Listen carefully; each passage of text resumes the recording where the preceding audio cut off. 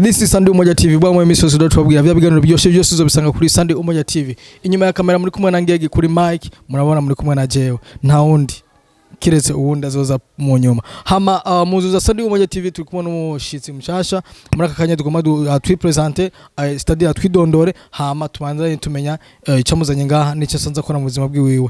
Okay, twagiye. Ni sawa? Ni sawa. Mutidondora akazi na kiwanyu hama tubandanye ibindi. Nitwa Chanceline Munezero ariko mu izina ry'impano yanje ni buntu. Buntu Chanceline Munezero buntu kubera iki? Ni izina nahisemo ko naryumvisemo cyane ko nashobora kuba ryo bagiye kogwa canje. Mbona ko nakoresha iryo nyene. Uvuze buntu na Munezero? Ni Munezero Chanceline ariko ugiye kuraba ibikorwa by'iwanje kuri Instagram, Facebook, YouTube wandika Chanceline buntu ushobora kubona ibikorwa byanje. Mbe kubera ki wasigiye rindi bavyeyi baguhaye ukatora buntu je nico shaka kumenya cyane kuri ko ndi izina anko kandi izina ari giza n'umunezero kwa sinajyanse ahubwo nuko numvise ndari kunze ubundi nsiro kwa izina ry'umuvyeyi ahubwo nuko numvise iryo rinjemwo kugira ndarihe gikorwa. Murumva bakuzi wa Sunday Umoja TV abastare baragoye abastare batora amazina bishakiye avuye kuri we bivanye n'ibikorwa by'iwabo nibwo haje kutubwira buntu reka dukoreshe buntu nkuko wabikunze buntu uresonzo ririmba ndirimbo za gospel eske gospel mu matangwe kuririmba ryari no kuvuga natanguye kwinjira muri studio mu kwezi kwa gatandatu mwaka wa 2020 ariko sinigeze nitagushukwa byanje ku mugaragaro ntangwe gushukwa byanje ku mugaragaro kumu itariki 10 na vuba cyane mwindwi nyene haje imisibire sigade ace de jour no kuvuga nijoro gejo hahise.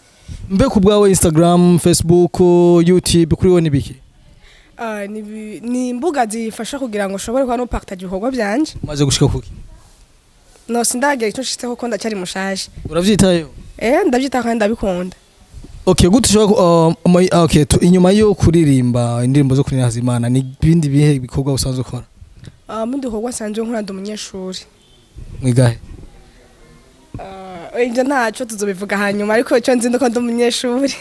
Okay, nimba atari ibanga ry'ubunyeshuri nibanga ryo kuririmba ipete turafisa handi usengera wahandu urimba muri eglise ivyo bintu bifatanya gute?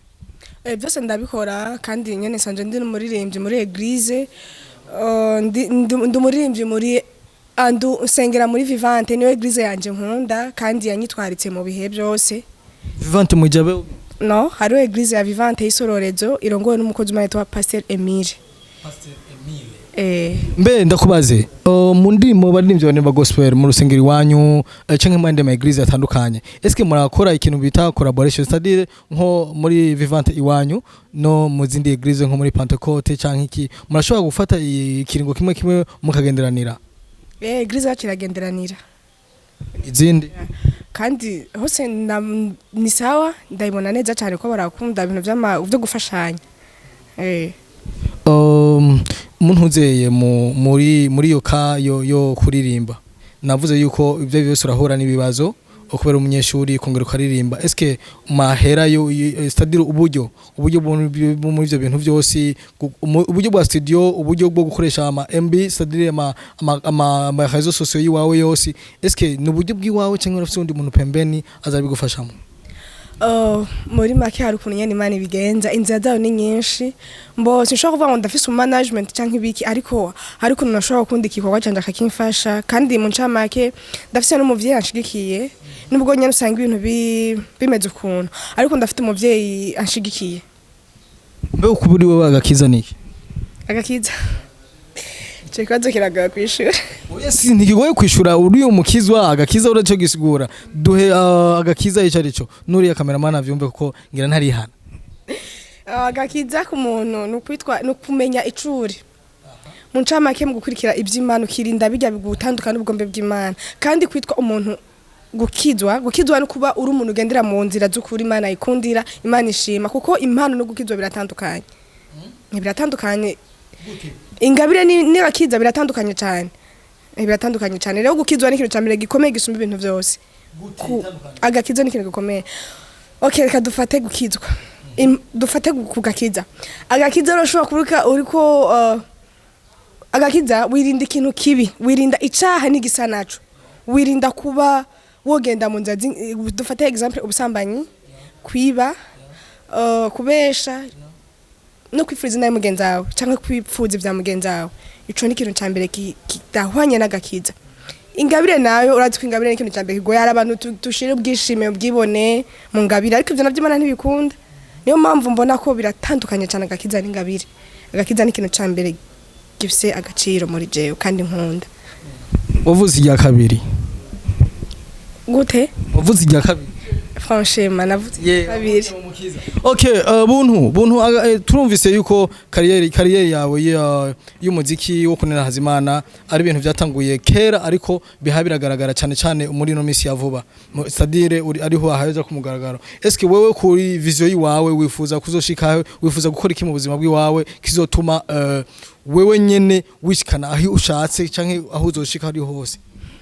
Ico ushaka gushika ko ni ikintu gikomeye ndashaka ko Imana ingeza kure kandi ibintu byose nshaka Imana yamara kungeza kuri zimwe gutahura kuba kiri inyuma gufashanya nabo kuko rukundo dushika imbere umaze gushika imbere ugasanga biragoye umaze gushika imbere n'abari hasi ntubibuka ariko ico nsaba Imana ndasaba ngo nimba izofita ingejeje nze nibuke nanje koraho navuye kugira ngo nibuka bakiri inyuma sinze nikorane je kuko example dufatire ku bintu by'amapartage ashaka kuba umurinzi kanaka azwi afite abantu benshi wamuhatse ifashiki ugire partage ntabikora avuga ati uyu muntu ndamugiriye ibintu hava antwara abantu ibyo biragoye usanga ari ibintu by'amabifu ariko ico nsaba ndashaka gushaka kure gufasha abantu nditaho ndifuza kumana bafasha igiza hingeza kwitwarika abantu barushe abakene imfuvyi abana bantaho nikora ndumva ko mfise vision yo kuzokora iki no gufashanya mu buryo bwo kuzamana mu byo Kristo dusaba gukora mu isi. Wow, turumva yuko ibintu vyo bitomoye neza biri ku murongo. Okay, ava yuko tumari ikiganiro ndazi kutuvuganya ibintu byinshi turandukanye ku ndirimbo ziwawe. Eske indirimbo zo double inyuma ufite indirimbo zingahe utegura gukora ama video cyangwa ama video usonga? No ndiko maze gukora indirimbo 6 muri studio ariko rero ubu ndiko ndasaba Imana nyene bibemwe nkore video kubera ndashaka ko ikorwa cyose nzandiko ndakora kuzo gifise na video. Okay, channel ziwawe zose tukeneye kumenya abakurikirana Sandi Umunya TV kugira bamenye ni heba zosanga ibikorwa vyiwawe yaba kuri Facebook yaba kuri Instagram yaba kuri YouTube. Ibikorwa byanje hose biriko ni kuvuga ngo wandika ryazina nyene Chanceline buntu usanga ibikorwa byanje biriko kandi ni byiza cyane biraryoshe. Okay, murakoze cyane Chanceline buntu kubona matugendeye mu nyubako za Sandi Umunya TV. Reka tubasabe mu dusezerera abakurikirana Sandi Umunya TV ndetse n'abafanzi biwawe ndetse uturirimbira n'akantu ka 5 secondes kugira turyohere abantu kugira ntitubarambire kuko usanga barambiwe ariko turacho kubashitura naka freestyle ka 5 secondes cyangwa 10 secondes. Let's go. Okay. Mu buryo bwo kuririmba nyene muririmbagirwa n'ibikorwa. Hama bivanye n'indirimbo yanje sishobora kuvuga ngo ndirimbe hariya ndafise abaririmbyi nkunda cyane mu Burundi. Umuririmba mbere nkunda cyane ndakunda ibintu bita kamikazi. Ndamukunda umutima wanje wose. Kandi cyane. No sikuvuga uko kamikazi ndamukunda rero kuba abakunzi banje ndashobora kuba babo bashaka kumva akaju kanje kandi ndirimbe kuri example yanje yo maze gushira kuri YouTube. Ndavuga ngo araonibaza kwimana yonanirwa n'ivyanje araonibaza kwimana yonanirwa n'ivyanje nivyo haraho nibaze ko Imana yonanirwa n'ivyanje ariko vyose irabishoboye Imana turavye ko bishoboka vyose dusezera abakunzi ba Sandi Umunya TV hama nanje nkrotera ikiganiro. Abakunzi ba Sandi Umunya TV ndabakunda kandi ndabazaniye bishasha ku bantu mudukurikirana bashaka kudukurikirana nyene ndabasaba ko muza murada bikorwa vyacu mugiraho mubigejeje mu kubisangiza n'abandi ushobora kuja kuri page yanje ni Chanceline buntu Facebook Instagram na YouTube ndabakunda kandi cyane Imana ibahezagira. Tumanya dutumira n'abandi bavuze boya vuga bamaze ko bastar barungiye link badashaka kuyipostinga kubera babona yuko peut-être yohava baje imbere twibuke ko ivyo kwisi twabisanze ngaha tuzobisiga ngaha yaba ama views imiliyoni 500 uzozigira ama views mugabo ntuzozijana keke par shaka kuzira nko munsi ejo ukabuzisiza. So abakunzi ba Sandi Umunya TV tubana dushimira kungena banda mudukurikirana ibiganiro vyacu mugamanda mugira subscribe ndetse na share ama comment menshi kugira tubanze tumenya ibiganiro byo turakora. Ciao.